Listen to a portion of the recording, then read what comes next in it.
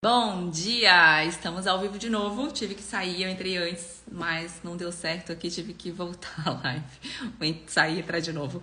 Então, voltando à live do momento Mesa Financeira de hoje, é sobre como investir na renda variável, tá? Então, vamos esperar aqui, eu vou receber meu convidado, que é o Eduardo Lanes, e eu vou chamar ele aqui para participar, para a gente falar e dar várias dicas sobre como investir. E aí eu mandei o convite, ver se consegue aceitar aí para entrar. Vamos ver se vai dar certo agora.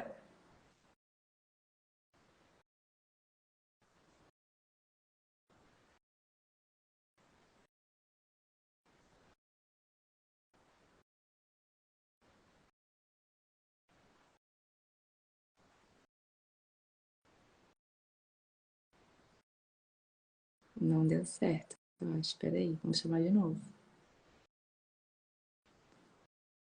Mandei de novo. Qualquer coisa, tu acho que tu mesmo coloca ali, pede para participar, ver se fica mais fácil assim. Às vezes acontecem uns bugs assim, eu não sei o que acontece. Vamos ver.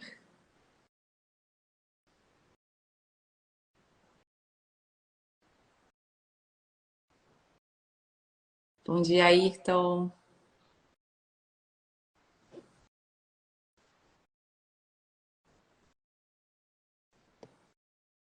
Deu certo aí? Como é que tá?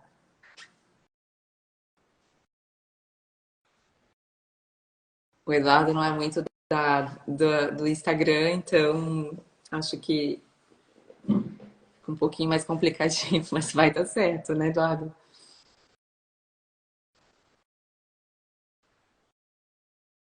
Não está conseguindo participar. Por que será? Ver solicitação. Vamos ver se agora vai.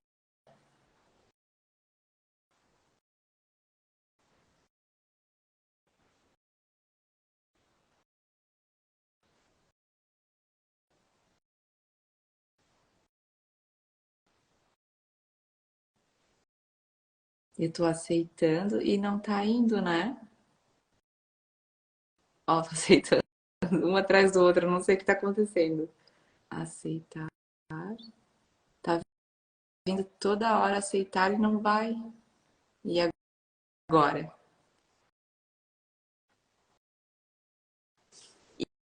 E agora? Solicitado. Sim, eu tô aceitando, mas. E agora? Não sei. Ah, deu. Agora foi. Bom dia! Eu acho que é a internet. Às vezes dá uns bugs assim, eu não sei o que acontece. Eu acho que eu estava com o microfone desativado, alguma coisa assim. Ah, sei lá. Pode ser. Eu também não entendo assim, quando dá esses problemas, eu não entendo. Deixa eu só mandar um aqui avisar da live que eu troquei. Eu entrei antes, não, aí não, a gente estava lá no mesa, né?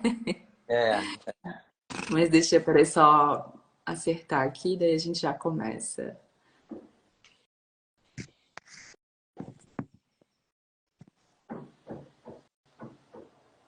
Bom, vamos lá. Bom dia, Eduardo. bom dia. Obrigada pela participação aqui no Mesa Financeira. Seja muito bem-vindo. A live do Momento Mesa Financeira aí, para quem está entrando hoje, o tema é sobre como investir em renda variável. E hoje eu recebo Eduardo Lanes, que é especialista em investimentos.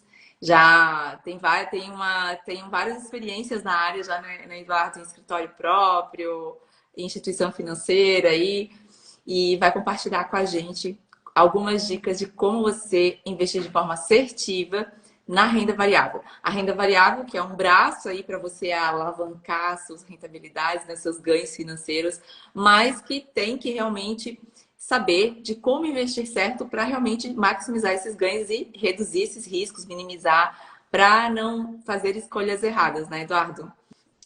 Não, exatamente, né?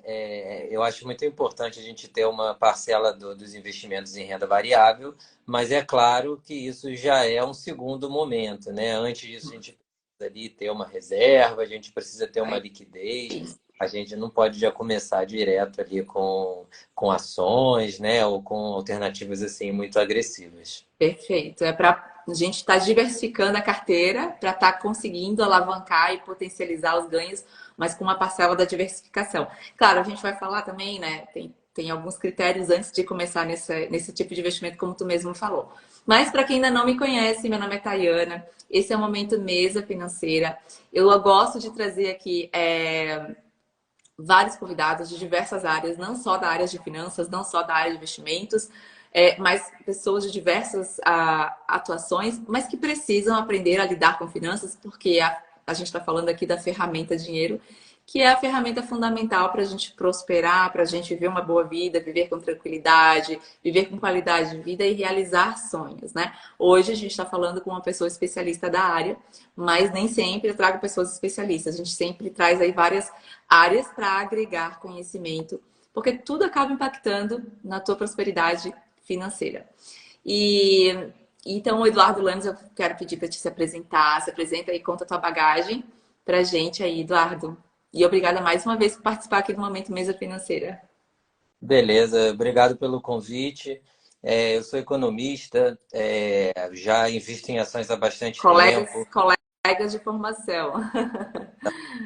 Gente.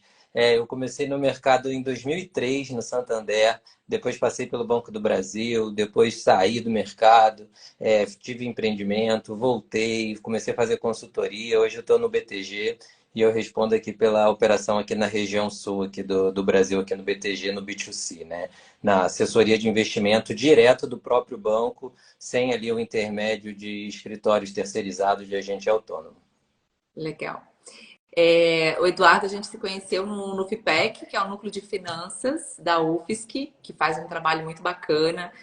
Agora vai também estar atuando na formação dos professores do ensino médio para ensinar, né, os alunos. E aí a gente se conheceu lá e o Eduardo realmente tem uma grande experiência na área de investimentos. Eu acho que foi sempre o braço que tu gostou aí na área do mercado financeiro, foi o que tu mais se especializou, foi investimentos mesmo. E na renda variável também, né, Eduardo? Isso, exatamente. Eu sempre gostei mais ali da parte de renda variável, da parte de ações, desde a época que o home broker era uma grande novidade, né? Agora ele se popularizou, inclusive o próprio BTG ali tem uma plataforma muito robusta, né?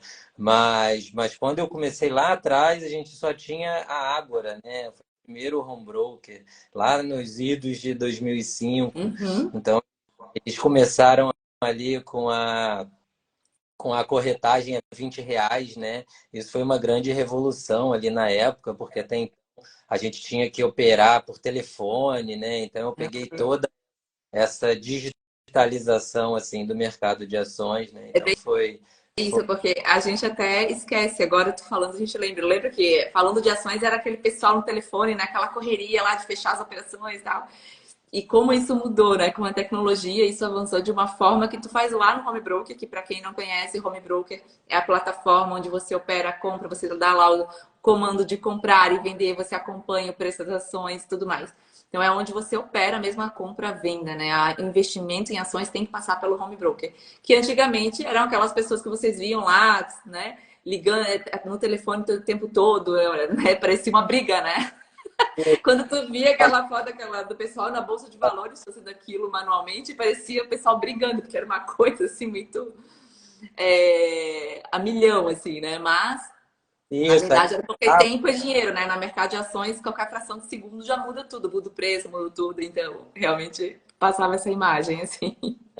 exatamente, né? O pessoal ficava lá e os investidores ligavam, né? E o pessoal ficava lá no salão da B3, que na época era Bovespa, né? Gritando, eu compro, eu vendo. Então, era bem mais caro, né? A corretagem padrão era 0,5% mais R$ 23. Ela permanece até hoje, né? Se a gente for ver a tabela padrão da Bovespa, né?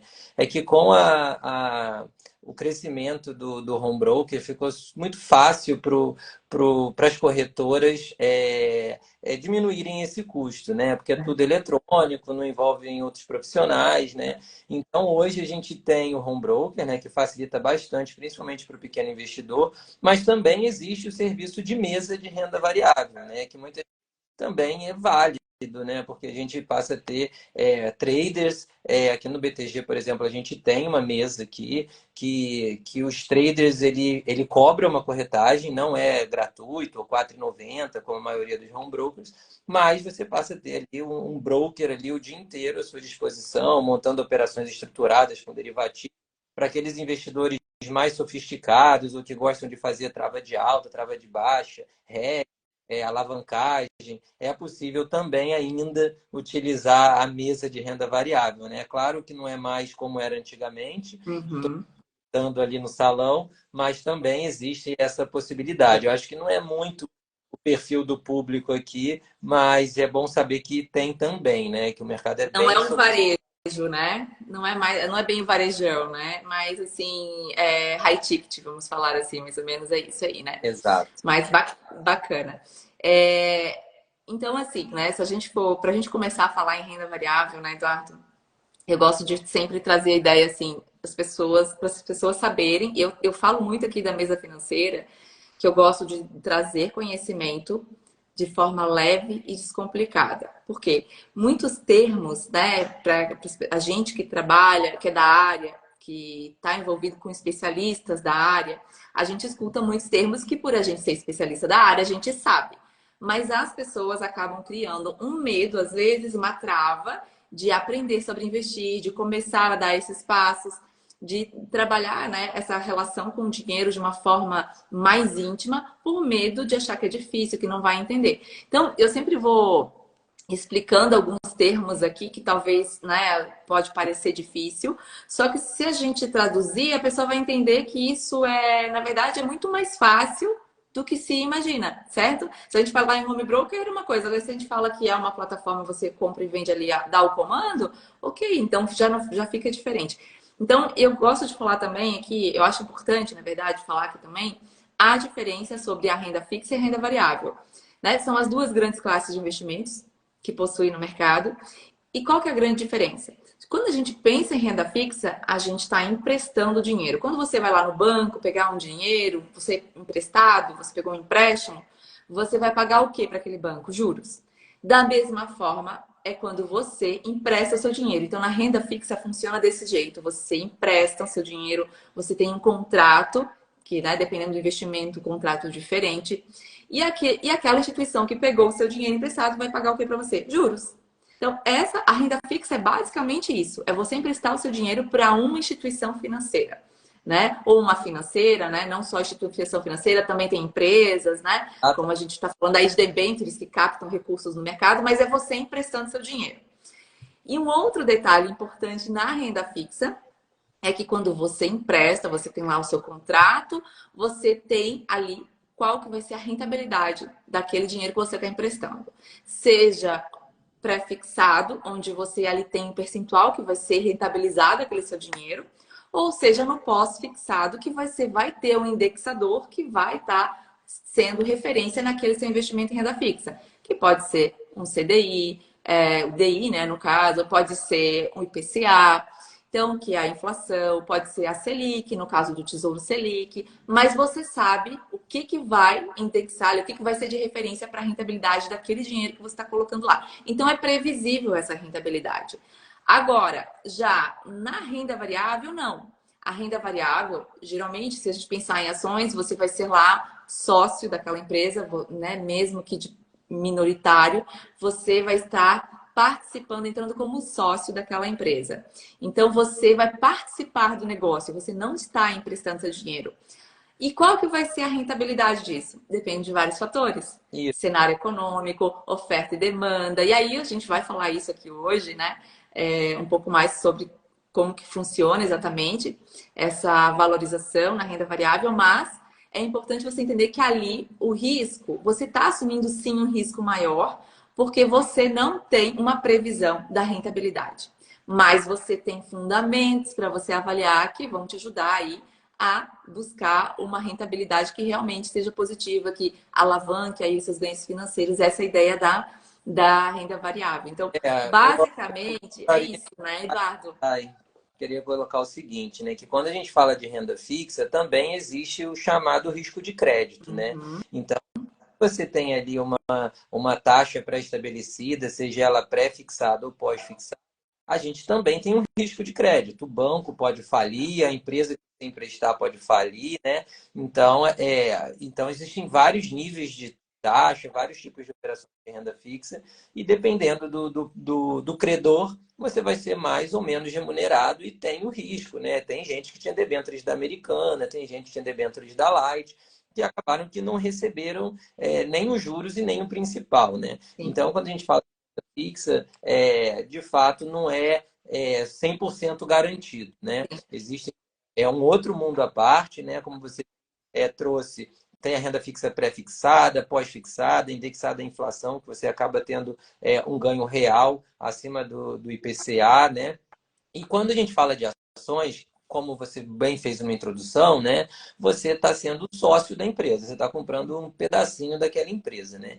E a empresa, por que a empresa emite ação, ela pega crédito, né? Ela emite dívida? A empresa precisa crescer a sua operação, né? Então a empresa está lá. O Gabriel aí citou o FGC, né, Gabriel? O FGC vale destacar que ele só é válido para ativos bancários, tá? Então, LCI, LCA e CDB, sim, tem o FGC, né, que é o fundo garantidor que protege ali até o limite de 250 mil, mas quando a gente fala de crédito privado, né, CRA, CRI, debênture, inclusive hoje em dia está sendo extremamente utilizado devido ao altos níveis de taxas e também à isenção de imposto, eles não são cobertos pelo FGC, tá? Então é um bom ponto aí para a gente Sim. destacar. Mas voltando na questão das empresas, né? A empresa ela precisa crescer, ela precisa de dinheiro para criar uma filial ou expandir a sua operação, desenvolver um novo produto, né? Então a empresa ela tem dois caminhos para ela fazer isso. Um caminho é através da emissão de dívida. Então ela pode ou ir no banco e pedir um dinheiro emprestado e se comprometer a pagar, ou emitir um título, como a gente estava citando aqui, as debêntures, por exemplo. Ela emite uma debênture, os investidores que têm interesse em investir em renda fixa compram essas debêntures e a empresa paga para eles uma taxa pré-estabelecida, né? Outro caminho que as empresas têm, as empresas que não querem se alavancar, as empresas que não têm intenção é, de aumentar o seu endividamento, né, de ter um compromisso de pagar aquela amortização de juros recorrentemente, ela pode também emitir ações, né? Então ela abre, ela faz um IPO, né, uma oferta pública inicial, e ela capta sócios, né? Então a empresa ela faz um IPO de 1 bilhão, por exemplo, cada investidor vai lá, compra um pouquinho da ação, acredita que a empresa ela é promissora, né, que ela tem boas possibilidades de dar lucro no longo prazo e passa a ser sócio daquela operação, né? E aí, né, como a Thay trouxe aí no início, você não tem nenhuma garantia de quanto que isso vai render, se vai dar lucro, se vai dar prejuízo, né? É uma operação de renda variável e que, de fato, depende de inúmeros fatores, né? Desde do próprio balanço, né, trimestral da empresa, se está aumentando os lucros, se está melhorando a operação, passando por questões de macroeconomia, né? Quando Estados Unidos a gente está vendo aí os juros subir, é natural que boa parte do dinheiro do mundo migre para os títulos do Tesouro Americano e acabem saindo dos ativos de risco. Então, fica um cenário um pouco mais desafiador para as empresas, para as ações, né, para o investidor de renda variável. É isso aí. E assim, falando do FGC que o Gabriel perguntou, ainda tu já explicou ali, né, Eduardo? Eu gosto de trazer o seguinte: o FGC, ele é uma segurança a mais, tem um valor limitador, né? Que não, dependendo do quanto você tem, você não vai estar totalmente coberto. Mas eu entendo que quando você avalia o emissor da onde você está colocando seu dinheiro, você ali já consegue minimizar muito esse risco. Então, se você investe em renda fixa e com emissores que tu já entende que a empresa realmente é sólida, que a empresa realmente tem uma boa política de administração, ali já minimiza muito os riscos. Então, se a gente for ver aí, né, as perdas na renda fixa, a gente vê aí geralmente são empresas, aí bancos, né, que não são o nível A, ali a classe A, que a gente chama, né, são bancos bem menores, às vezes muito arrojados, então tem que avaliar muito quem que é o emissor da onde você está, né, emprestando seu dinheiro lá daquele investimento. Então, isso é um ponto importante. Então, o FGC eu não avalio como principal. Só vou investir na renda fixa que tenha garantia com o FGC. Não é um balizador totalmente, né, Eduardo? Tem que avaliar o emissor. Se o emissor, tipo, né, você avaliou que é sólido e seguro, você pode sim investir. Então, na renda variável, você não tem o FGC em nenhum tipo de investimento. A gente está falando de ações aqui, porque é o investimento mais conhecido de renda variável, mas tem os FIIs, né, que são os fundos imobiliários, tem ali os ETFs, aí tem derivativos, e aí começa a aumentar aí bastante o leque de opções de investimentos em renda variável. Mas a gente vai trazer bastante aqui ações, podemos falar um pouco de FIIs também, que fundos imobiliários está super em alta, o pessoal sempre procura, né? O pessoal gosta muito, o brasileiro não só o brasileiro, né? Mas a gente tem culturalmente um histórico muito grande de investimento em imóveis. Então, quem não consegue investir em imóveis que tem um valor agregado maior, mais difícil de você investir no imóvel físico, que às vezes é uma opção também, você pode entrar aí num FIs, né? Um FIs, né? FI, FIs, às vezes eu falo FIs, às vezes eu falo FIs. Mas são os fundos imobiliários, que é onde você consegue participar aí de um empreendimento, mas com uma cota, né? Com uma participação, assim como você participa nas empresas através das ações.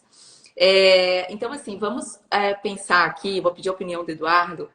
Eduardo, qual é a tua opinião de quais vantagens para investir na variável? Quais são as vantagens de investir na renda variável? Hoje o tema a gente vai puxar mais renda variável, a gente trouxe Tá. esse tema aqui. Então, fala aí pra gente. Só deixa eu dar bom dia aqui. Bom dia, Wilton. Bom dia, amor. Bom dia, Nizinha. Bom dia, Mi. Bom dia, Mari. O Gabriel a gente já falou.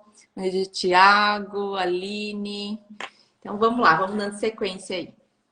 Eu acho que é claro que o primeiro passo quando a gente vai montar uma carteira de investimento é a renda fixa, a liquidez, né? Não adianta você fazer um investimento em ações pensando no longo prazo, se você pode daqui a 2, 3, 4 meses precisar de um recurso e você não e está num mau momento para você efetuar esse resgate, né? Então, o primeiro ponto tem que ter ali uma reserva com dinheiro ali disponível para você usar caso venha a precisar, né? Uma vez criada essa reserva de emergência ali, né, que é o primeiro passo, aí a gente consegue pensar em longo prazo, né? Então, quando a gente fala de ações, existem diversas estratégias, né? Tem gente que faz day trade, opera todo dia.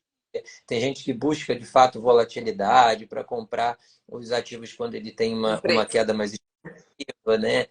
Vende quando sobe bastante, né? Então, a gente tem diversas estratégias. Eu prefiro, assim, eu acho que se enquadra aqui na maioria dos investidores, comprar ações focado no longo prazo, né? Porque quando a gente fala de longo prazo, por mais que tenha uma oscilação no meio do caminho ali, é muito provável, né, que uma boa empresa ela tenha ali um crescimento superior à renda fixa. Então, se você está pensando em fazer um investimento para daqui a 20 anos, para daqui a 10 anos, provavelmente você, comprando ações de qualidade, você vai ter ali um retorno interessante, né? Então, eu acho que esse é a principal estratégia, né? Você comprar ali empresas que você acredita, se a empresa é lucrativa, você vai receber dividendos nesse meio tempo, né? Que é a distribuição do lucro da empresa, e as ações vão se valorizando. Então, acho que faz parte ali de um portfólio bem balanceado, principalmente para investidores de longo prazo. Então, aí a gente aloca ali, dependendo do perfil, do nível de risco da pessoa, a gente pode ter ali 10, 20, 50, depende do objetivo, do risco, da idade, né, do momento.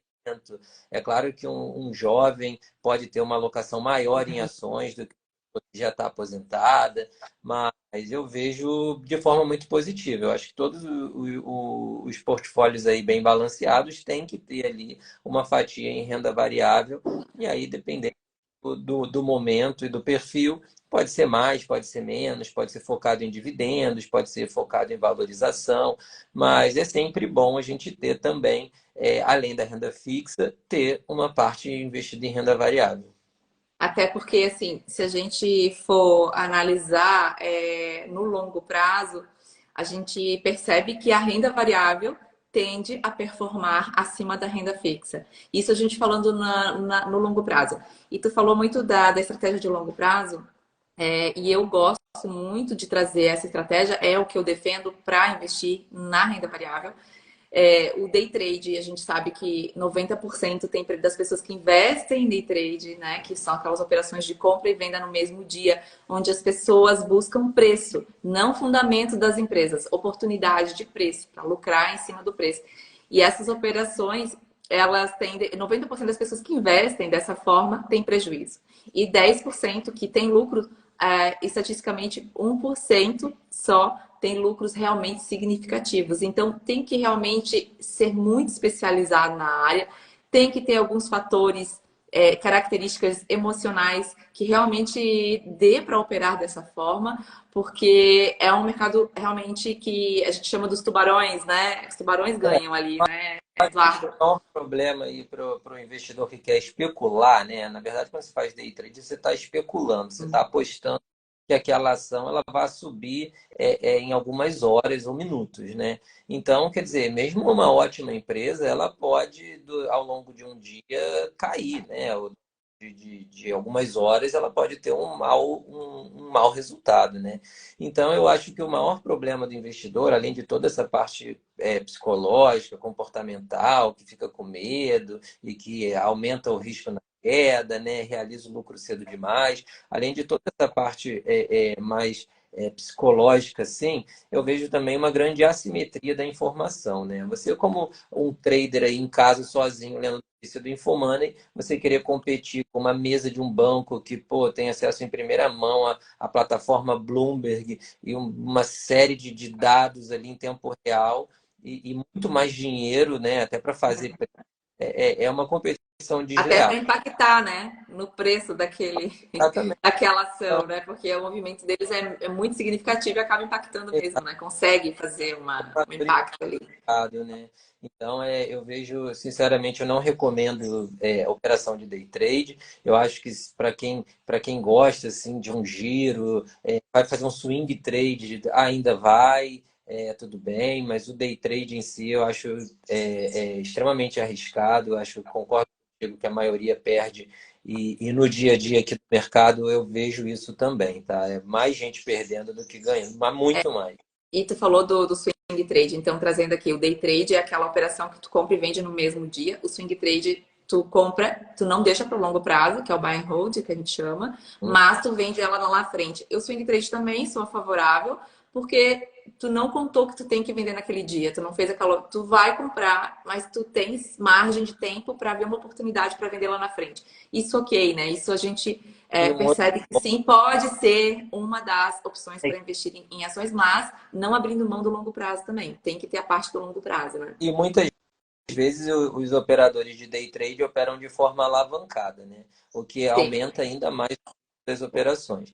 Então eles compram lá mini índice, mini dólar, que você está comprando ali uma micro variação e você acaba que se o dólar subir 0,5% em uma hora, que é super normal, um movimento que acontece com grande frequência, se você tiver comprado ou se você tiver posicionado, né, na outra ponta, você acaba tendo aí um prejuízo relevante, assim. Eu já vi casos bem tristes aqui de investidores que se empolgaram com Sim, o mini dólar e não tiveram um final é isso feliz. aí. Então, assim, para investir então em ações de uma forma assertiva, você tem que ter a mentalidade de investir em boas empresas, empresas que deem lucros. Por quê? O preço daquela ação que você comprou, ela tende a performar de acordo com o lucro dela. Então, se ela vai aumentando o lucro, aquele preço dela vai aumentar. Então, tem que pensar em empresas lucrativas. E também o lucro dela aumentando, teus dividendos, que é a participação dos lucros que é distribuída, também acaba, né, engordando esses teus dividendos. Então, realmente acaba se tornando muito mais lucrativo esses investimentos, né? Ponto muito legal Então, é o do dividendo. É um debate que a gente vê com grande frequência entre os investidores de ações, se vale, se não vale, se é bom, se não é, né? e é bom, mas não necessariamente, né? Porque o que é o dividendos, né? A empresa ela teve um lucro ali de alguns milhões e ela tem duas coisas que ela pode fazer com esse lucro. O que que ela vai fazer com esse lucro? Ela vai pagar dividendos ou ela vai reinvestir nela própria, né? Então, Uhum. por exemplo, a Cosan, né? Uma empresa que eu gosto muito, uma holding, que ela é a dona da Rumo, ela é a dona da Raizen, ela tem uma participação relevante na Vale, ela tem algumas empresas também que não são listadas. Pô, a Cosan tem lucro. Eu prefiro que ela realoque esse lucro em novas aquisições do que ela pague o dividendo para o investidor. Por Uhum. quê? Porque ela é uma ótima alocadora de capital. Então, elas têm capacidade de trazer muito mais lucro do que a pessoa física que está investindo nela. Então, é muito Uhum. mais interessante que a empresa aloque esse recurso em novos investimentos, ou aumente posição, ou inove, ou compre uma participação em outra empresa, do que de fato ela pague um dividendo, né? Por outro lado, uma transmissora de energia, por exemplo, né? Muito pessoa física gosta da Taesa, né? Muita gente gosta da Transmissão Paulista, da Alupar. Fato, são empresas extremamente sólidas e são empresas que o seu investimento já está feito, a linha de transmissão já está pronta. Não faz sentido para a empresa fazer mais e mais Sim, investimentos, né? É sim. claro que quando ela precisa participar de um leilão aqui, né, para pegar uma nova área, né? Mas, via de regra, ela pode redistribuir esse lucro em forma de dividendos, tá? Então, não existe certo e errado. Eu até brinco aqui bastante com o pessoal que está iniciando a montar carteira de ações, que a gente tem que pensar como se fosse um time de futebol, né? Então, não adianta a gente ter só empresa defensiva, empresa que só paga dividendo, e não vai crescer. Porque se a empresa pega todo o lucro e ela paga para o acionista, ela Não não está vai crescer muito. crescendo, né? Ela não tem mais espaço para crescer, né? E A isso, empresa que distribui dividendo, ela não tem mais espaço. Então, quem tem espaço vai reinvestindo para crescer mais, né? Mas são duas estratégias, é como tu falou. Essa coisa de pensar num time de futebol é bem legal mesmo, porque daí tu monta um eu pouco de acho casa e vai diversificando, né? que nem você falou, um bancão, por exemplo, o Banco do Brasil, o Itaú, é difícil crescer, né? Ele não tem um mercado tão amplo assim para ele conseguir mais e mais clientes, né? O mercado já está relativamente saturado. Então é melhor ele pagar os dividendos, né? E você, como investidor iniciante ali que vai montar uma carteira, o que seria bacana aqui do meu ponto de vista? Você tem que ter a defesa, né, que seria as elétricas, as empresas de saneamento, seguradora, banco, esses setores que já são Essenciais, né? exata- Setores essenciais, né? exatamente, setores que têm uma previsibilidade de receita, uma demanda inelástica, né, e que pagam ali os proventos, os dividendos, que têm menos volatilidade, né, se a bolsa tem uma queda muito forte, esses setores caem menos, via de regra. É, Aí a gente passa para o meio-campo, né? Que a gente precisa ter empresas de setores mais diferentes possíveis, né? A gente pode ter mineradora, a gente pode ter empresas do agro, a gente pode ter empresas focadas no mercado interno. E também acho importante a gente ter o nosso ataque, né? Que são as small caps, que são as empresas de crescimento, empresas que têm Uhum. muito mais volatilidade que elas podem subir, triplicar, quadruplicar de valor, mas ao mesmo tempo elas têm um risco muito maior e podem aí, perder metade, até mais, né? A gente viu aí recentemente uma série de empresas aí, pô, a própria Magazine Luiza aí, que é bem famosinha aí das redes sociais, a gente viu aí que ela caiu 90% desde a marca. Então, quer dizer, a gente pode sim e deve até ter alguma exposição em empresas pequenas desse patamar. É claro que, para a maioria das pessoas, o ideal é você ter ali uns 10% no máximo É. tipo nessa classe de ações, né? Eu digo também muito que a gente não pode correr o risco de dar ruína, né? A gente não pode pegar todo o nosso dinheiro e botar em Magazine Luiza ou botar Uhum. numa outra empresa, qualquer problema que dê, você vai ali sofrer uma perda relevante. Mas eu acho muito interessante a gente ter ali uma posição ali 5%, até menos, dependendo se for uma carteira maior, né? Dessas empresas que podem sim vir a multiplicar o patrimônio, né? Sim. Então, vejo que é, primeiro a gente tem que ter a nossa carteira de ações macro, né, que a gente vai fazer a diversificação entre as classes de ativos. Então a gente vai ter uma parte em renda fixa, uma parte em fundos imobiliários, uma parte em investimento internacional e uma parte em ações, que seja.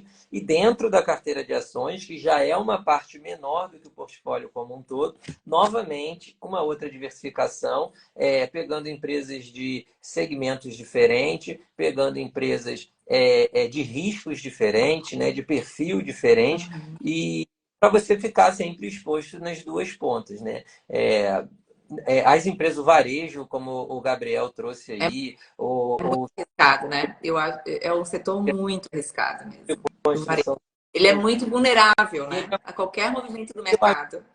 principalmente, né? O construção civil acontece a mesma coisa. Com os juros a 14%, quem é que vai financiar um imóvel? Quem é que vai, o público-alvo lá da Casas Bahia e da Magalu, eles não têm recursos suficientes para comprar uma televisão e assumir um parcelamento quando a taxa de juros está muito alta, né? Então, por isso que esses setores, eles despencaram nessa magnitude aí, quando a gente viu uma alta da Selic aí que subiu de 2 para quase 14% aí no intervalo de um ano e meio, mais ou menos, né?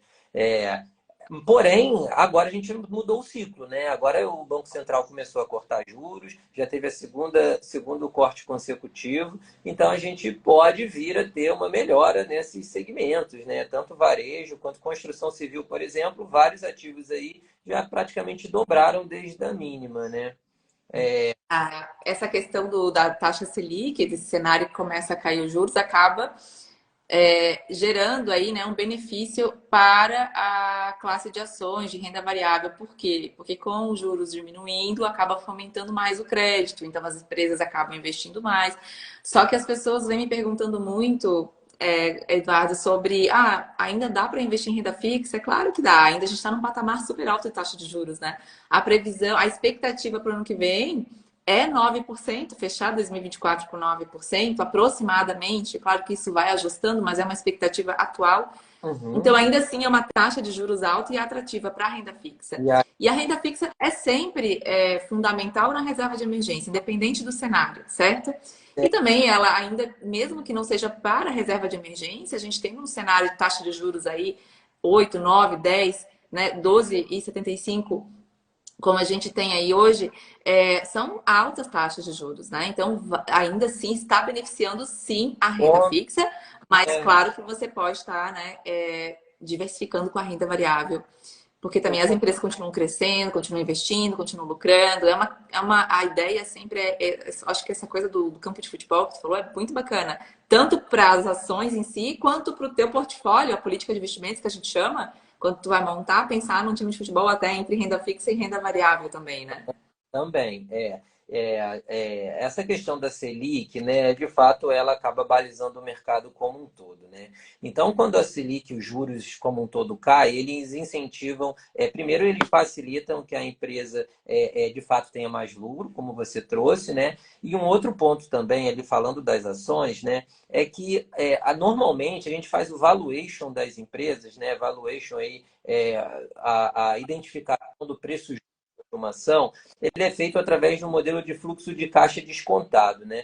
Então, os analistas eles pegam o lucro futuro da empresa, previsto, obviamente, né? E trazem para valor presente. E quando você faz uma taxa de desconto de um lucro de anos com uma taxa de juros alta, o valor presente é muito menor do que quando a gente faz essa mesma conta com juros muito mais baixos, né? Uhum. Então, o fato dos juros cair diminui essa taxa de desconto, o que aumenta o valor presente das empresas. Então, mesmo que as empresas sigam na mesma, naturalmente o preço deve subir por conta da queda de juros, né? Uhum. Agora, como você trouxe ali, só fazendo uma observação aqui em relação à renda fixa, né? É claro que a gente sempre precisa ter renda fixa na carteira e a gente acaba aqui que a gente tem falando de renda fixa, né? A gente trabalha muito com renda fixa ainda, né? Uhum. Ainda está num patamar alto, muito acima da média histórica e recente. Então, como é que a gente está vendo aqui o cenário para renda fixa aqui, até no próprio BTG, tá? quando a gente está falando daquele recurso de liquidez que você vai precisar usar no curto prazo, de fato a gente prefere ainda manter o CDI, né? O Uhum. título pós-fixados, indexados ali ao CDI. A gente sabe que o CDI está em queda, a gente sabe que o ciclo de queda iniciou e vai muito além dos 9, né? Como você falou, ele deve demorar alguns anos aí até Uhum. no mínimo, tá? Então, para aquele recurso que você precisa ter uma liquidez, aquele recurso que você, pô, vou comprar um carro no ano que vem, ou então, vou ter que pagar ali, amortizar meu apartamento, ou a própria reserva de emergência que a gente comentou anteriormente, de fato, os investimentos indexados ao CDI são os mais adequados, tá? Quando a gente fala de um horizonte um pouco mais longo, 4, 5 anos, a gente pode aproveitar que a taxa de juros está em queda e fazer os investimentos em taxa pré-fixada, né? Uhum. Ontem, na verdade, saiu o book building de uma debênture aqui que a gente distribuiu aqui com bastante volume aqui, tá? Que saiu a 13,80 isenta de imposto de renda. Pô, é uma ótima taxa você ganhar 13,80 para os próximos 6 anos, Sim. ainda mais considerando que a gente tem ali um ciclo de queda de juros. Então, pô, hoje você está ganhando ali um e pouco por cento em relação à Selic, mas daqui a 3 meses você está ganhando 2, daqui a um ano e meio você está ganhando 4, daqui a 3 anos você está ganhando 6. Então, quer dizer, a taxa pré-fixada, nesse momento, é claro que o mercado já precificou, então não está tão fácil encontrar assim boas ofertas, Uhum. mas hoje é extremamente adequado para o cenário que Sim. vive, né? E, Quando a gente fala, só para concluir, Thay, quando a gente fala de longuíssimo prazo, aí a gente pode utilizar a renda fixa indexada ao IPCA, uhum. que é uma taxa real acima da inflação. Aí muitas vezes os investidores questionam, pô, mas a inflação está caindo, né? Como é que eu vou investir em algo indexado à inflação? Pô, a inflação está caindo justamente porque os juros no retrovisor dos últimos 12 meses estava altíssimo. Só que a gente está iniciando um cenário de queda de juros. E, naturalmente, quando os A juros caem, inflação. Uhum. sobe. Então, quando a gente está fazendo uma alocação pensando em 10, 20, 30 anos, é impossível a gente querer fazer qualquer previsibilidade de nível de inflação futura, ainda mais falando de Brasil, né? Uhum. Então, Sim. qual é o chave aqui? Como a gente está no momento em que o juros real está altíssimo, a gente consegue achar com bastante facilidade títulos ali pagando IPCA mais 7 isento de imposto de renda, IPCA mais 6 e muito isento de imposto de renda. É um bom momento para você travar essa taxa real para o longo prazo. Daqui a pouco, como você bem trouxe, o relatório Focus está colocando a Selic a 9. Daqui a pouco você 7, você tem o IPCA mais 7. Uhum. Então, quer dizer, muita alternativa legal também na renda fixa, né? É claro que para quem gosta de renda variável, é melhor você comprar agora do que você comprar daqui a um ano, dois, porque naturalmente, que nem você trouxe, quando a Selic estiver a 9,8, as ações e os fundos imobiliários não vão estar no patamar de preço que estão hoje, mas para quem tem ali um recurso que quer alocar no longo prazo e tem um certo receio de fazer um aporte muito relevante em renda variável, faz sentido botar uma parte em renda fixa até o IPCA. O momento é agora, antes do juros cair, né? Não Sim. adianta, quando a Selic estiver a 7, você querer comprar taxa pré, porque aí a taxa pré vai estar 8 e os juros vai subir É. e você vai ficar pré-fixado com uma taxa abaixo do mercado. Essa dica aí para renda fixa, que a gente está falando de renda variável, mas a gente já soltou uma super dica aí. Na renda fixa, uma grande sacada do pré-fixado é investir em pré-fixado quando começa o ciclo de queda. E também tem muita oportunidade na marcação ao mercado, né, Eduardo? Para quando começa esse ciclo de queda, embora já passou o time, o melhor time já passou, porque já precificou, o mercado já precificou essa Mas, queda. mas ainda Mas isso aí fica para uma outra live para a gente trazer aí. Mas aí já ficou uma dica aí, ó. Corre logo para o pré-fixado se ainda quer investir em renda fixa pré-fixado. No momento ainda está no momento, né? lembrando, Depois. né, o pré-fixado ele é bom para cenário, para médio prazo, né? 4, 5 anos. Se a gente for fazer uma alocação de muito longo prazo, o Aí tu IPCA mais perde a previsibilidade, né? Não tem como. É isso aí. Mas, então, assim, falando agora da renda variável, vou pedir para o Eduardo falar para a gente algumas dicas do que ele leva em consideração na hora de escolher uma ação, por exemplo, ou se quiser trazer também alguma coisa dos FIIs, a gente tem mais 10 minutinhos de live, então vamos trazer aqui algumas dicas importantes disso. Tem indicadores financeiros das empresas que você pode avaliar e tem indicadores de mercado. Tem algum consenso de mercado de alguns indicadores de mercado, que é muito utilizado, mas cada especialista acaba optando por alguns indicadores. Eu gosto muito sempre de falar da dívida, né? A dívida controlada da empresa. Eu trabalhei como anos de gerente empresarial, analisando empresas, isso foi uma das coisas que a gente concedia crédito para essas empresas, tinha que avaliar a saúde dessa empresa, da mesma forma como a gente avalia para investir. A gente tem que avaliar a saúde dessa empresa para se tornar um sócio daquela empresa. Então, a empresa precisa ter uma dívida equilibrada para ser uma boa empresa para investir. Dívida muito alavancada tem que tomar muito cuidado, porque daí é um ponto de alerta. Uma outra questão importante também que eu levo em consideração são a governança corporativa, que nada mais é do que a administração. Então, entender quem está por trás da empresa, porque a empresa ela não vai andar sozinha. Ela tem que ter alguém ali comandando, e aí é muito importante entender também isso. Além disso, tem outros fatores, mas eu vou deixar para o Eduardo. Mas antes de perguntar para ele aí o que ele avalia na hora de escolher, né, os melhores investimentos em renda variável, eu quero trazer aqui a reflexão. Investir em renda variável é para todo mundo? Não é, tá? Então, é que o Eduardo já até comentou, é uma coisa que eu também abordo muito. Você primeiro tem que ter a reserva de emergência. Para quem não tem reserva de emergência, não deve investir em renda variável. Primeiro vai formar a reserva de emergência, fazer essa blindagem, né?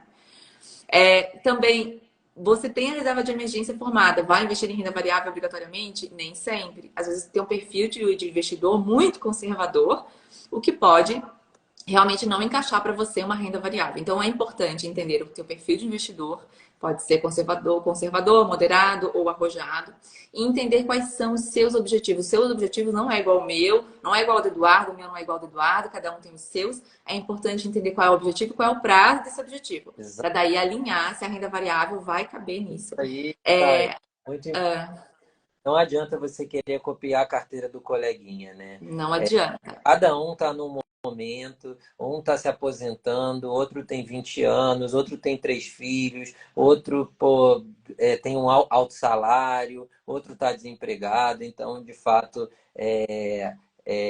não dá para querer generalizar, não dá para a gente querer simplesmente copiar, senão todo mundo copiava lá a carteira do Warren E Buffett, estava todo mundo. exato, né? E não é assim. E assim, mas é importante também dizer que sim, a renda variável pode sim maximizar os seus ganhos, potencializar os seus ganhos, né? Realmente é um tipo de investimento muito atrativo. No Brasil, a gente atingiu a marca aí de 6 milhões de cadastros na B3, embora o cadastro pode ser um pouco acima do número de CPFs, né? Porque tem gente que tem mais de um cadastro. Mas a gente tem 6 milhões, então que representa aí menos de 3% da população. Se a gente for pegar aí os americanos, né, mais 50% da população dos Estados Unidos investe em renda variável, em ações. Então, para ver que esse acesso ao conhecimento, à renda variável, aos investimentos, à educação financeira, que eu bato muito aqui, te deixa pronto e apto para arriscar um pouco mais, para investir melhor, né? Porque realmente é um mercado que pode sim potencializar muito os seus ganhos. Então é muito importante investir em conhecimento, buscar aprender sobre como investir, para daí investir certo e realmente aí poder aí alavancar e encurtar até o teu caminho na conquista da independência financeira, porque maximizando os ganhos, você está encurtando esse caminho. Então, Eduardo, fala para a gente como que você traz aí para a gente, na sua opinião, na sua experiência, na sua expertise, como investir na renda variável de forma assertiva? O que você leva mais em consideração aí para a gente compartilhar? Essa é difícil, né? Eu acho que o primeiro passo, de fato, é a gente ter uma carteira diversificada entre segmentos diferentes, né? Então não adianta você querer diversificar com Itaú, Bradesco, Santander, você não vai estar diversificado, você vai estar exposto ao mesmo segmento sempre, né? Então eu acho que o primeiro ponto é esse, tá? É a gente saber qual pedaço da carteira que a gente pode investir em ações. E depois, dentro desse percentual que a gente destinou para essa classe de ativos, a gente fazer uma nova divisão, né, entre empresas mais sólidas, pagadoras de dividendos, e empresas um pouco mais arrojadas, né?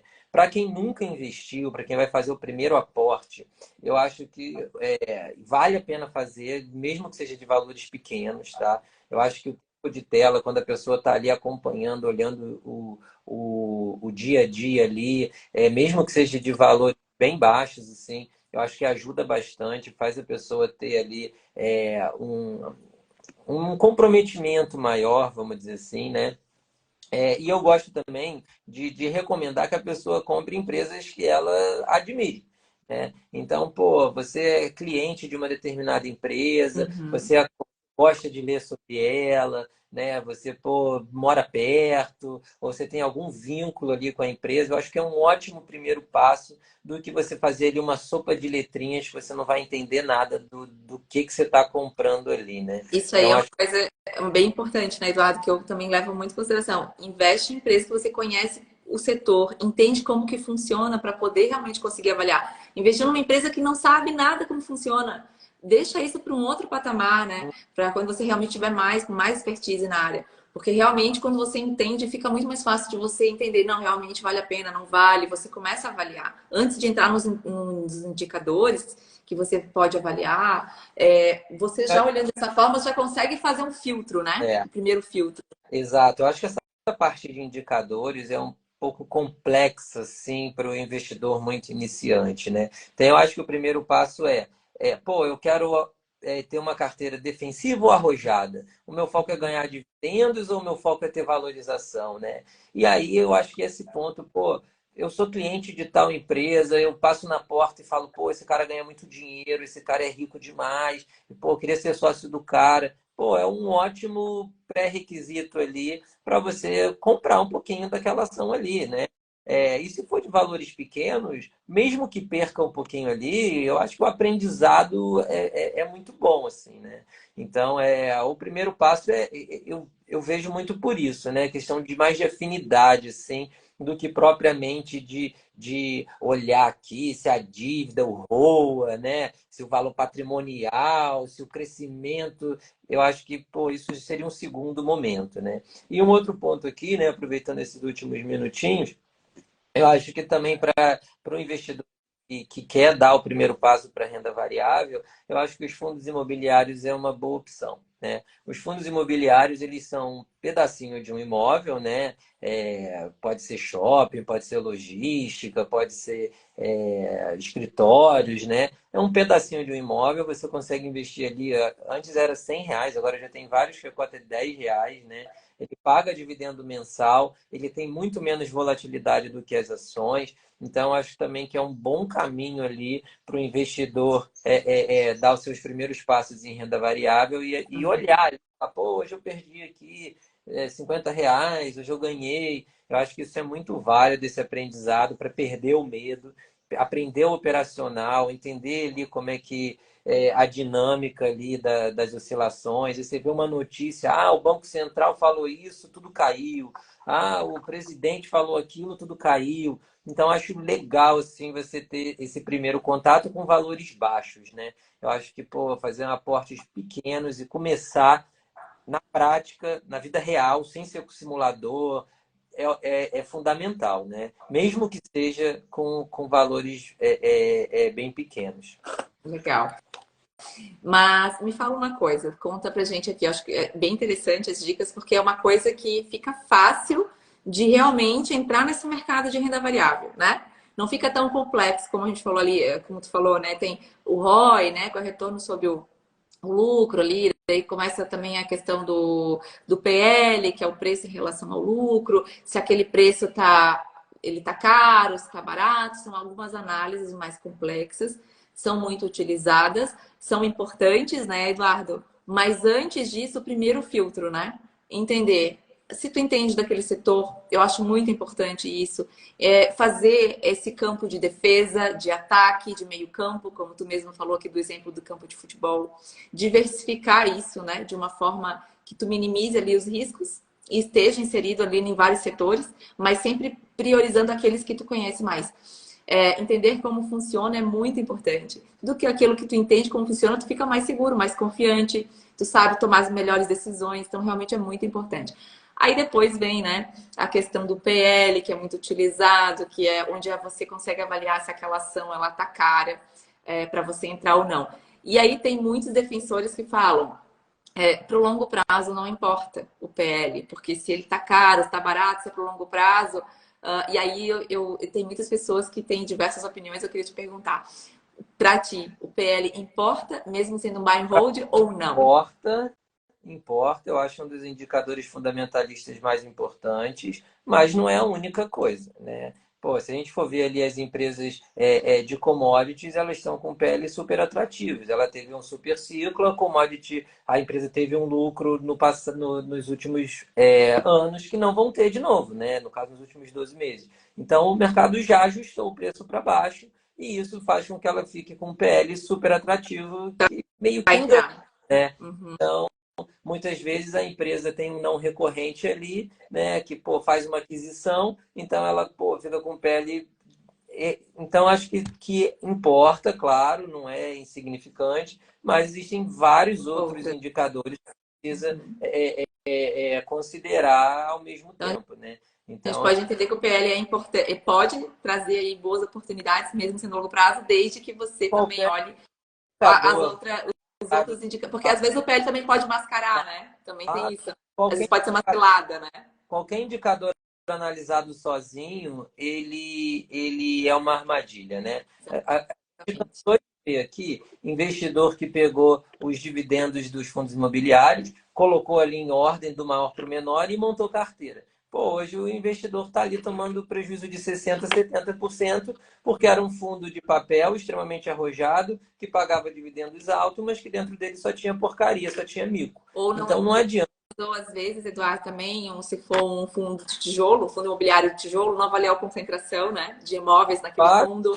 Às vezes pegar o um bom. cara tá com um dividendos alto, um aluguel super caro, super ali vantajoso, mas está super Aí o cliente concentrado. não renova. Pronto. Deu problema naquele recebimento, Aconteceu, aí né, lá com o fundo de Macaé, né? Aconteceu também com aquele Alme 11. Então, é, isso acontece com frequência. Então, acho que eu gosto da análise fundamentalista, acho importante, mas não dá para a gente pegar nenhum indicador isolado e tomar ele como verdade absoluta, né? Então, eu gosto de olhar primeiro se encaixa na sua carteira, né? Se você tem uma diversificação suficiente para enquadrar isso.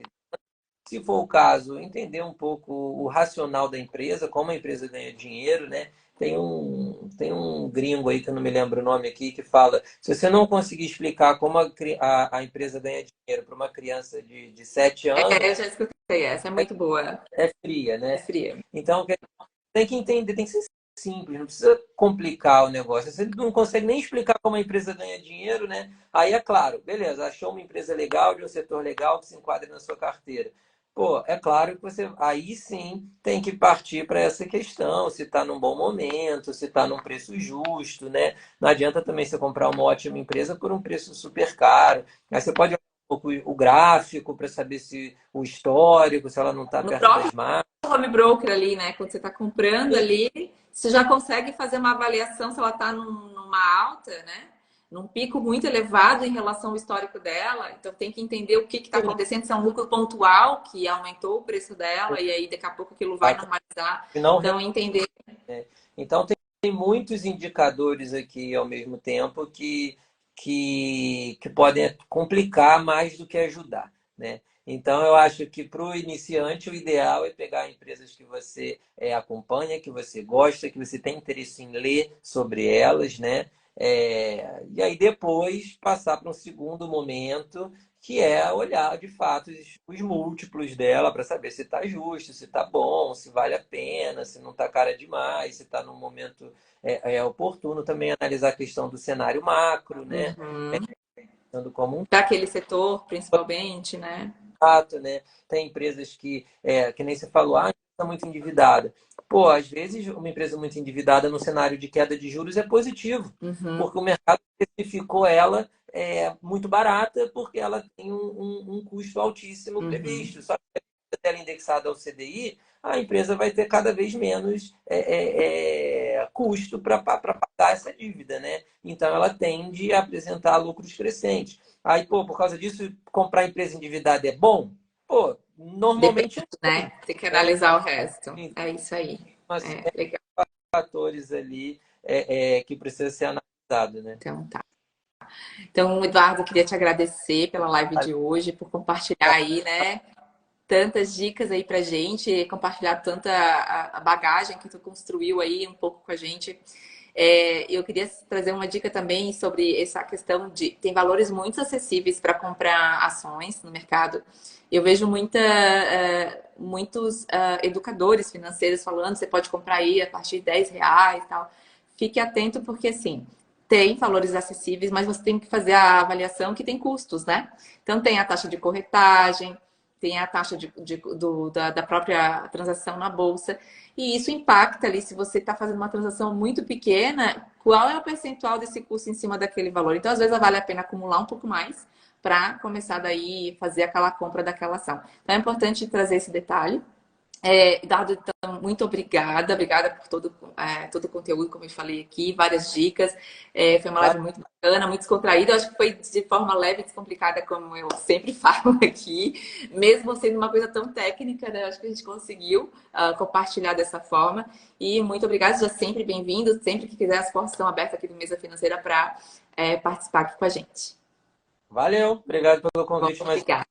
Então tá. Tchau, tchau, pessoal. Obrigada. E até semana que vem, próxima live do Momento Mesa Financeira. Semana que vem aí eu vou compartilhando com vocês o próximo convidado, convidada e o assunto que a gente vai falar, tá bom? Tchau, tchau.